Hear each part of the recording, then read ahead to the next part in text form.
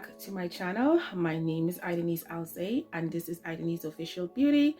You know the drill. If you have not subscribed to this channel, please go ahead, press that red button and subscribe to the channel. Come and join us. Okay, there's great content on here. There's vlogs, there's beauty, and there's also videos on early childhood education, just like the one I'm about to do right now. So please go check out those videos. Press like, share, and comment, and let me know what you think. For those who are subscribing to the channel, I greatly appreciate it. We will grow together. We will learn a lot together. So welcome. Anyways, we're gonna get into it. For those who don't know, I do work as an early childhood educator. I do work with school age children right now. I work in a private daycare. So yeah, so I've worked in this field for about, I would say 8 years, 7 to 8 years now. It's been the good, the bad, and the ugly. Okay, overall I love what I do. I learn a lot from children, from parents, from staff, from myself. It's benefited me a lot, and I would like to see more great things happen in early childhood education. Okay, so I think anybody who's worked as an early childhood education, I think one of the things that you're going to want to know is what is your role in the field, you know, because everyone has had different experiences, and I'm pretty sure somewhere along the road there are ECEs who's questioned their roles in the workplace. So yeah, including myself, I've been in position and say, hey, I'm not supposed to do this. Am I supposed to do this? You know, I have this to do, I have this to do. How come I'm doing this? I was not taught I was supposed to do this. So I'm going to let you know what I know the role of an early childhood educator is. And if you have any points or if you know anything, just let me know, because I might miss out some points on here. But this is just based on my experience and what I know. Okay, so over the years I've worked in toddlers, in the toddlers room. I've worked in preschool, kindergartens, like I said, school ages now, and it's taught me a lot about what my position is in the environment. Okay, there are times where it is questionable because early childhood education is constantly changing, so you constantly have to question, oh, this is a new thing, oh really, they add this on now, oh, is this your job as a supervisor, is this your job as a staff, you know? So you want to make sure you know what you're doing, because early childhood education can be a very complicated job in terms of roles. It is a multitasking job, so you want to know what you're doing exactly, so that way you're kind of protecting yourself, you're protecting your mental space, and you're at a place where you are confident in what you are, who you are, and what you're doing in the environment. Okay, so one of the first role as an early childhood educator is, number one, we're taught this in school, is to protect. Okay, so to protect children is the number one. I won't say well it is the number one, but there's other priorities too. So you want to make sure children's safety is in place, whether the interaction with children, you know, in terms of conflicts, or they're hurting each other or they're hurting themselves. You want to make sure you're there, putting in strategies where they're not getting into things that are not safe. You want to make sure they're not around dangerous stuff. You want to make sure that you're counting the children in the room, you know, like you're right on ratio, you know what I mean? You want to make sure that the children is protected. You want to watch their health. Are they coming in healthy? Are they sick? Are they what are the symptoms? You know, you want to make sure you have that nurturing, protecting thing about you in the child environment, where the child, you feel safe and the parent feels safe leaving the children with you. So always put in mind your role is to protect children in the environment and to provide a safe and healthy space in the environment. So let's clear that out there, okay? Another one I would say is to create a program, a weekly program. We all know this if you've worked as an ECE. So yeah, so we do have the program planning, which is done weekly. Now, however, if you do not live in Toronto or you live elsewhere out of Toronto, I've heard other people say their program planning is different.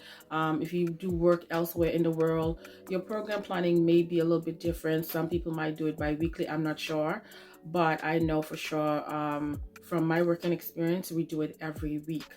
It can be a little bit tense, so you do want to make sure that you speak with your supervisor or manager that you do have some program time, so that way you can stay focused and you can put together a good and rich program planning together. However, if you do work with an ECA or you work with another ECE, you guys will be, well, especially with an ECE, because the ECE is licensed, you guys probably will be sharing that program timing. So you might find yourself one week you're doing a program, the next week the other ECE is doing a program. It all depends on how that is discussed in that room. Everybody does it different. So yeah, if you work with the ECA, it all depends on the daycare. There are some ECA that does do program planning, and then there are some ECA that do not do program planning. So you might have to do that program planning by yourself, and that's why it's so important that you discuss with your supervisor or your manager, however your daycare, whoever is in charge of your daycare, that you do have program planning and you're not taking program planning and taking it home. You do need that space to create a rich program every week, okay? And if you do not know what a program planning is, so you basically have social, you would have creative, you have sensory, gross motor, what else, science, nature. You have different genre of areas that you can provide activities for the children to play, but this is also based on the children's cues and the children's observation. So yeah, okay, so I hope that makes sense to you guys. So most likely an ECE will be in charge of doing the program planning, okay? All right, guys, so you just saw me talk about the weekly programming. I also want to mention about the ELEC, which is an observation we do on each child every month. Now, it depends on which age group you work with, the amount of observations you have to do. So I know for me, I work with school agers, so each child is 2 observations a month. I believe when I worked with kindergarten, if I can remember, probably the same thing. It might be different.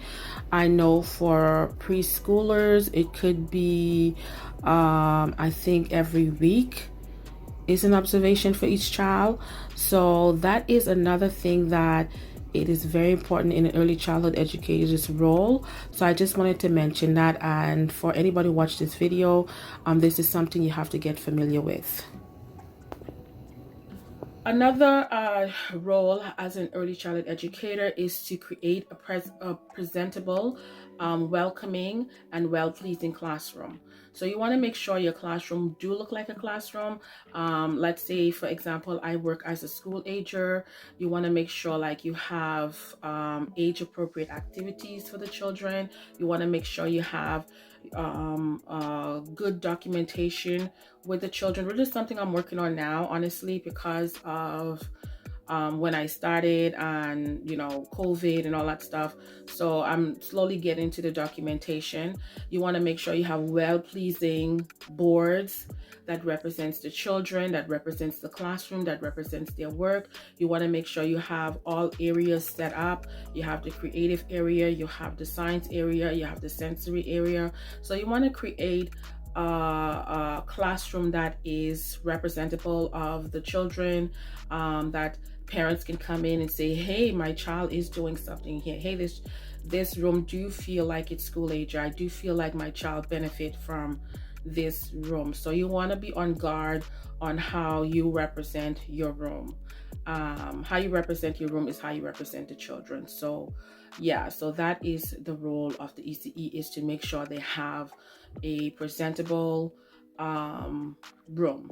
Okay, another role of an ECE is to have proper and professional communication with parents, because relationship is very, very, very, very important in this field. Okay, based on my experience in this area, the type of ECE that I like to keep conversation welcoming but short, not long, because at the end of the day, you want to send a message of professionalism. You want to send a message, okay, hey, your child did great today. Okay, this is what the teacher said.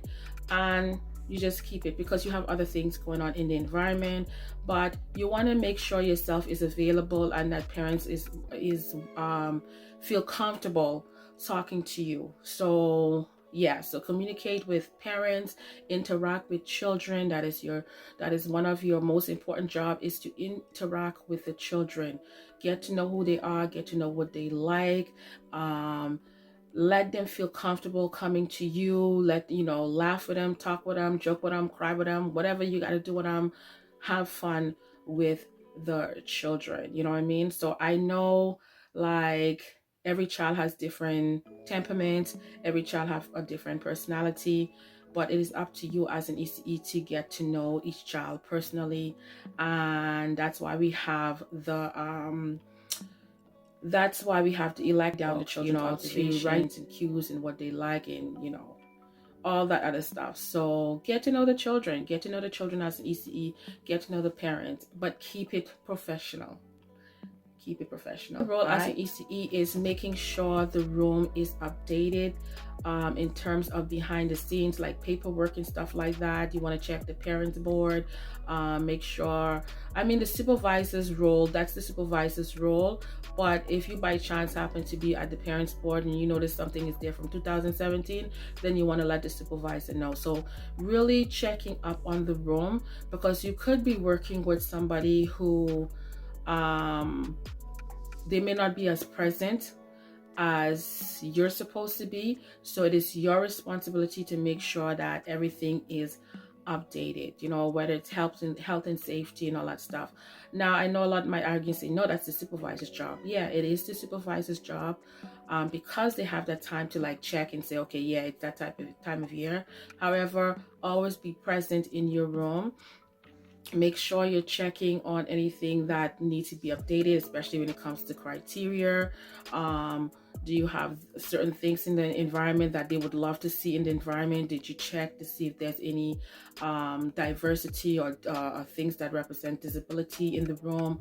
Like certain things that is required in the room, just make sure that they're there. And that would be one of your job, is making sure the paperwork and the behind the scene work is updated in your room. And then you communicate with your supervisor, hey, this is what the room need. And then there's sometimes you don't know what the room need, and you might want to go to your supervisor and say, hey, it's the time for criteria, what's the things that we need in the room.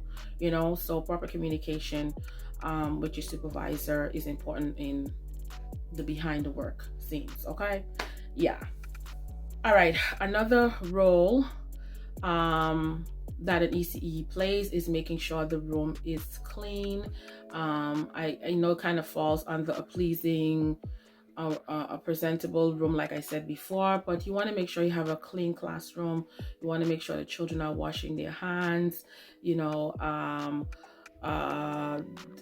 Germs is not easily passed on. Simple stuff as that is an important role to an ECE. You want to make sure there's no dust all over the place. So yeah, I'm not saying go mop and go clean I do the mopping now. Depending on the daycare you go at, but you want to make sure you don't have a dusty classroom. So that's what I'm saying. So yeah. And then of course you're going to be serving snacks, you're going to be serving lunch. It all depends on the daycare that you're at. Some ECEs does go and do the breakfast, you know, like if they have to cook the oatmeal and stuff like that. It all depends on what daycare you work at. I've been in daycare where I didn't have to do that. I just go into the kitchen and get the breakfast or whatever. However, you don't cook, you know, although I have cooked before, but you do not cook. Okay, you just provide snacks, lunch, afternoon snacks. You serve that, you interact with the children, you talk about the food, you talk about the schedule, like what's for lunch. I mean, these are the things that you would be doing in the environment as an early childhood educator. You check the allergy lists and stuff like that, which is very, very, very important. However, ECEs do not do the cooking, but however, if you choose to do the cooking, that's on you, honey. Okay, I have done the cooking maybe once, no, twice or something. But that is not my role. Okay, that is not your role. So it's so important as an ECE, you stick to your role, especially when you have too much going on, and do not overdo it. Okay, yeah, so you will be serving snacks and lunch. Okay, and changing diapers and all that stuff. It all depends on which child, which age range you work at. Toddlers, preschoolers, kindergartens, there are still school agers who still do wear diapers depending on the circumstances. So yeah, okay. In terms of schedules and stuff like that, you could either close, you could either open. The rule is if you are opening and closing, there should be both 2 staff opening, and there should be 2 staff closing. Okay, I have closed by myself. No, I have opened by myself before, but that's something that I just kind of let slide away. But usually there should be an ECE opening, an ECE closing with another staff. Okay, yeah, for safety reasons, you should have somebody else with you. Okay, so other things that I can say before I end the video, I might miss out on a lot, but I'm just, you know, naming certain things that I feel that is important for an ECE, the role, you know, in terms of the role. Because it is a lot, it is a multitasking job, and it's so important that you know who you are. It's so important that the ECE knows who they are and they're not going in there and just doing all kind of stuff. Okay, yeah, so I don't, you know, maybe I should do a video on what an ECE should not be doing in the environment. I probably could do a video on that, but make sure you know your role. Make sure when you hand in that resume and you're hired, okay, you ask, what is your position? What do I do? And you're not doing extra work. That is very important. So at the end of the day, you do not feel overwhelmed. You do not feel lost and confused. And you're like, well, what am I doing? I'm doing this, now I'm doing that, I'm doing this, I'm doing that. What is my role? You know what I mean? So yeah, so that's what I would say as an early childhood educator. Your role is important and you need to know what you do. Okay, most of these roles do take up time, you know what I mean? It do take up time, and it is time consuming at time, but it is up to you as an ECE to kind of plan your day and see how can you manage those roles into your time. Okay, and if it's something that you cannot manage, then you need to talk with your supervisor and stuff like that. Other things, other roles I would say is, let's say if you have summer programs, you know, you will be creating those summer programs. You'll be scheduling those summer programs. You'll be creating calendars with other staff, you know, in the room and stuff like that. And yeah, so I would say pretty much that is the role of an educator. It is a role of an educator. So if I missed out anything, just let me know, and I will see you guys in another video. Okay, so peace out. All right.